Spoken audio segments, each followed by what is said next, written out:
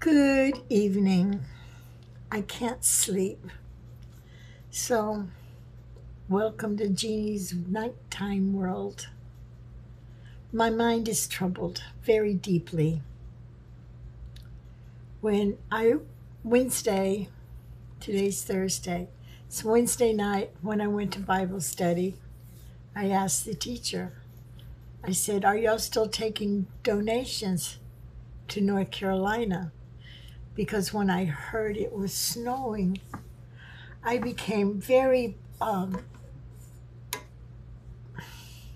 upset. And he said, "Yeah, I think we got one more load, one more team going to North Carolina."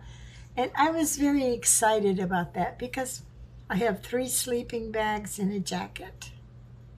That's not much, but I have it, and I don't need it. But the people in North Carolina need it. So this morning, all excited and everything, I called Brad and I said, "You going to North Carolina?" He says, "No."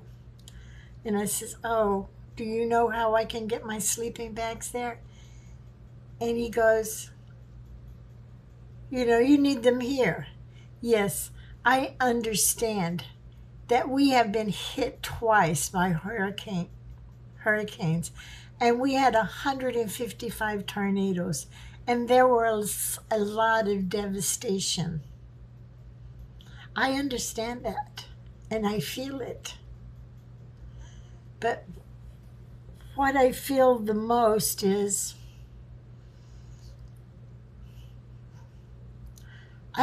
I remember the hard times that I had when I was living in Oklahoma. I loved Bob very much, and he had a hard time providing, but that's a whole nother story. But I remember there were times in Oklahoma when it was 4 degrees. And then when Bob died, I'm not big on dogs. Dogs are nice, but they're not my kind of pet. And I was so cold one night. I had my outside dog come into my house. And he wasn't my dog by choice. He was dumped on me. And I cuddled up to this dog all night long to stay warm. It was so cold. It's 58 degrees in Florida, and everybody's freezing.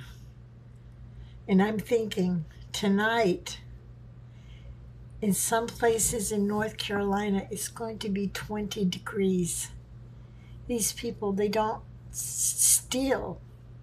Some of the people, most of the people, don't have a home. They're setting up tents if they can get enough tents. There's this one guy, he says he's going to set tents for 7 families. In a city of people, 7 families is nothing. It's a blessing, but it's nothing. And they got a tent city going on. But what about the people who are still stuck in the mountains because the roads are down? What about the people who don't have the tents? I don't know how they're going to stay warm. I'm sure that the love of the hillbillies for the hillbillies, they're going to take care of each other. But still yet, it just makes me so sad.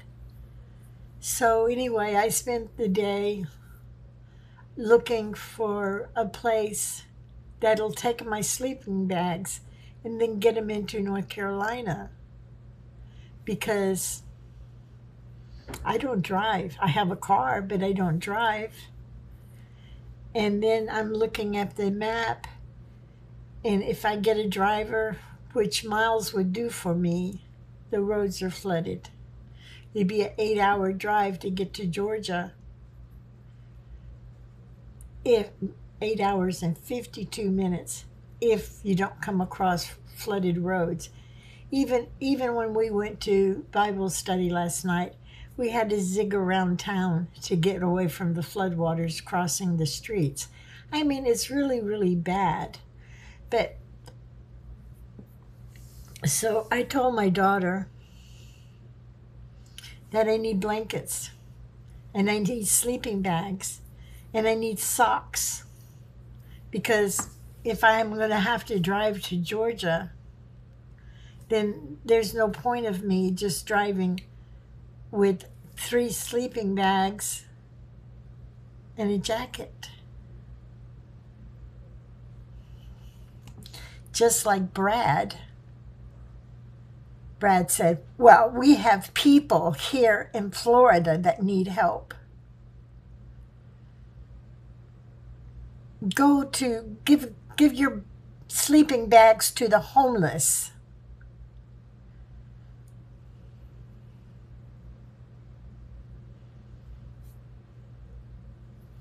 I could. I have no problem. Yes, I have a problem with that, because they're not freezing. These homeless people, if the homeless people that go to the neighborhood center, if they get to the neighborhood center by 4 o'clock, they can have a room. They can be warm because the neighborhood gives them these things. But yet they choose to be on the street. I think it was 2 years ago, I gave the homeless my blanket because he was cold. The next time I see my blanket, it's laying in the road, ran over and dirty. You know, he went off to go get a new blanket for somebody else. So I would say maybe I have a bit of a bad attitude about giving my sleeping bags and my jacket to the homeless. I mean, I can't go out and pick up and clean up and everything. I don't have the power within my old body. But I think about those people freezing to death tonight, and that bothers me. Now, the weather is cold. If you call 58 degrees cold, we'll shiver a little bit, but we won't freeze to death. We won't wake up with frostbite.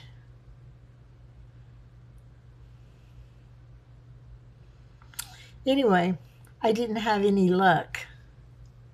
I'm going to try again tomorrow. And so I'm watching my news, and I saw 2 reports. Saw 3 reports. One report was they finally found this family of 5, and they were all dead because they didn't have any water, because it took so long to get up the mountain and through the broken roads and everything. How many more people are in the mountains without water, and now they have to do this freezing cold? My sleeping bags won't help them.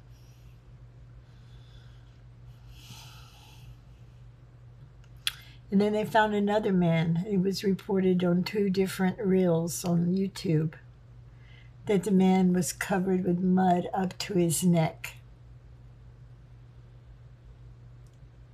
And he told them to go away, let me die. And they said to him, no, we're finding people all the time. Your loved ones may be alive. Don't give up on your life. And he says, my loved ones, they're not alive. They're under my feet. And they quit scratching on my legs 3 days ago. You know, it's been 18 days since the hurricane.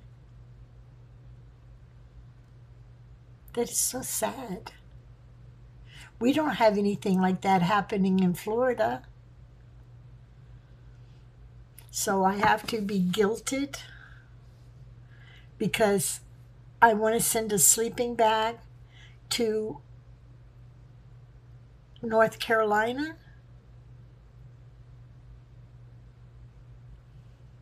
Our citizens, they're taken care of. Everybody's out there helping our citizens. Everybody's out there helping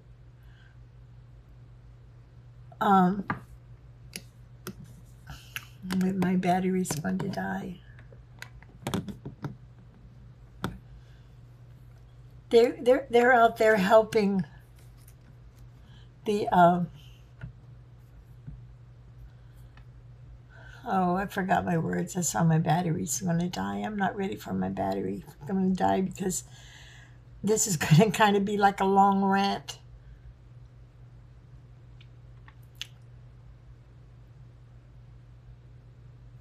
Anyway, I think the people in Florida are going to be okay. We're a little chilly. We're not freezing. And then so, anyway, I'm getting ready to go to bed. And so I check my messenger. And my niece, she's having issues. She has a special needs daughter. And the special needs daughter is 23 years old, but she doesn't have guardianship of the daughter. So that caused issues when the daughter had epilepsy or some, I don't know if it was epilepsy, but she had a seizure or something. And because she didn't have the guardianship, she lost control of her daughter. And now she doesn't know what to do. And that brought back memories to me because the girl she's a deaf mute. And her mother's always protected her and probably overprotected her. But that's love, right? And so her daughter thinks she's dead. And she thinks her stepfather abused her. And so they won't let her go to her home because of the abusement and the mother being dead. The mother's not dead.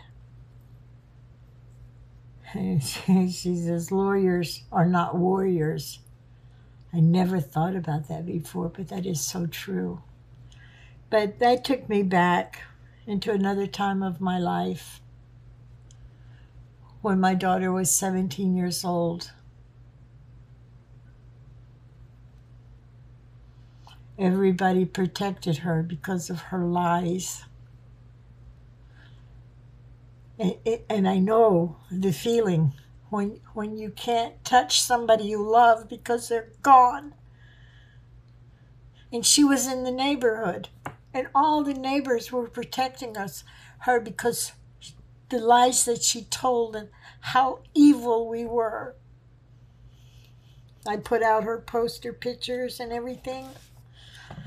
And then one day I just went in her room and I threw her stuff away. That's the only way I could deal. You're gone. You left. You don't love me anymore.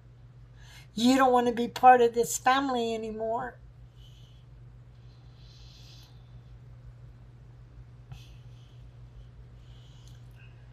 I found her. And she said, why you throw away my stuff? I said, because you left. You don't want to be here. Well, she never left again. And her father forgave her. And I didn't give it much thought for this past 30 years. But it bothers me tonight. And I guess I'm helpless in finding a way to get my blankets to North Carolina without driving them. And I'm looking at the road, and they said the roads are flooded. And then I made a mistake and told someone that I wanted to go to Georgia and give the blankets.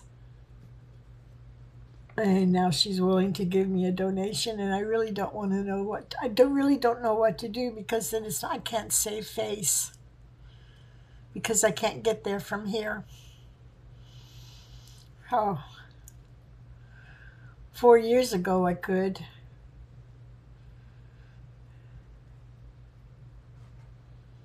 I know I'm depressed because I'm not leaving the house. But I'll get over that too, I'm sure. But right now I'm really sad, because tonight somebody's going to die. And probably my sleeping bags weren't going to help. But I would have felt something good in my heart. At least I tried. And now that's their problem. We have our problem. We have to take care of these people. We can't take care of those people anymore. But those people, they're going to be okay.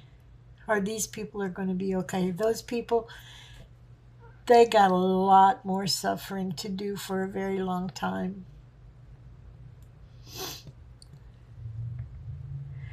And my daughter, I told her, I said, Donna, let's get together. And if I'm going to drive to Georgia, let's get together. And let's ask our friends for some socks, for some blankets, for a sleeping bag, for a jacket, for something. So I don't go with an empty car with just, my 3 sleeping bags. I got and she sent me an email telling me how cold the people were in Tallahassee. I don't care how cold the people are. It's Tallahassee.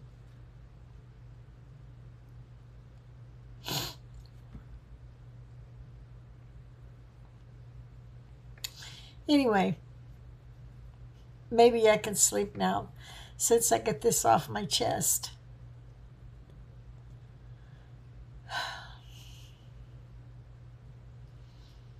Crying and feeling sorry for myself is not going to do any good. And I found some saffron. That's good for my eyes. So, anyway, that's my rant tonight. Tomorrow is a new day, and the sun will come out. We got a hunter's moon. It's supposed to affect our emotions, the hunter's moon.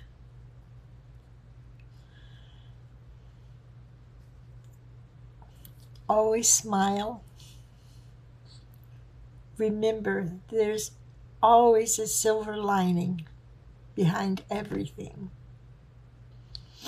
And you have to remember that when somebody dies, they're going home to their Heavenly Father, and their burdens on this earth are over. And that should give us joy and not anxiety. But I guess anxiety is a human thing to feel. Good night.